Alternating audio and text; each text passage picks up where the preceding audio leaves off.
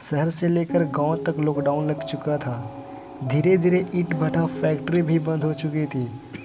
सड़कों पर गाड़ियां नाम मात्र का चल रही थी। राजू अपने मोबाइल में न्यूज़ ही देख रहा था। तभी उसने देखा कि उसके शहर से एक बस उसके राज्य को जाने वाला है, जो राजू की तरह मजदूरों को उसके शहर तक पहुंचाने वाला था। राजू बस के लिए टिकट ऑनलाइन ही बुक करा ली थी।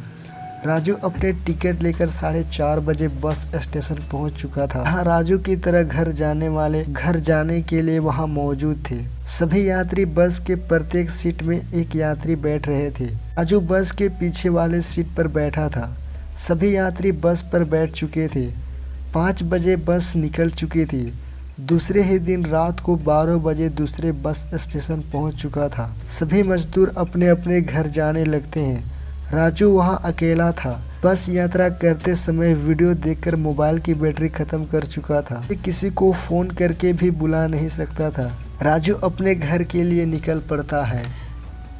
लॉकडाउन होने के कारण रास्ते में एक भी गाड़ियां नहीं चल रही थी। सड़क सुनसान पड़ा था, जिससे राजू के कदमों के आहट साफ साफ सुनाई दे रहा था। कुत्ते भी भौंक रहे थे। काफी डरावना पल था। चलते चलते छोटा सा जंगल मिलता है, जहां राजू को दूर पेड़ के नीचे आग जलता दिखाई देता है। जब राजू वहां पहुंचता है तो देखता है कि एक आदमी और उसकी पत्नी उसके बच्चे रोटी पकाकर खा रहे होते हैं। वो आदमी और उसकी पत्नी राजू को बैठने के लिए कहते हैं।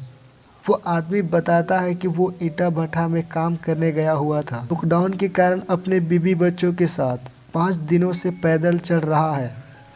आज यहाँ शाम हुआ, इसीलिए यहाँ रुके हुए हैं। राजू भी बताता है कि मैं भी पैदल अपने घर जा रहा था।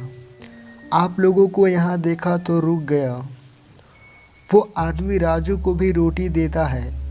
राजू ना चाहते हुए भी रोटी खाना पड़ता है, क्योंकि वो सुबह से भूखा होता है।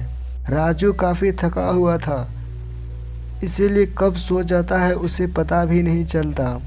सुबह 5 बजे आँख खुला तो वो आदमी और वो औरत और उसकी बीवी बच्चे नहीं थे। राजू ये सब देखकर डर जाता है। राजू अपने बैग उठाकर भागने लगता है। भागते भागते जंगल के बाहर आ चुका था। वहाँ एक किसान अपने खेत में काम कर रहा था। राजू ने पूछा, चचा, एक आदमी और उसकी बीवी बच्चे को देखे हो, जो कि रात को वहां आग जलाकर बैठे थे?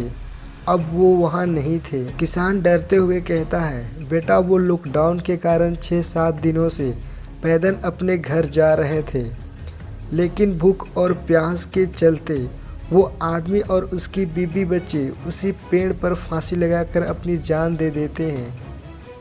किसान की बात सुनकर राजू को विश्वास नहीं होता, पर यही सच था।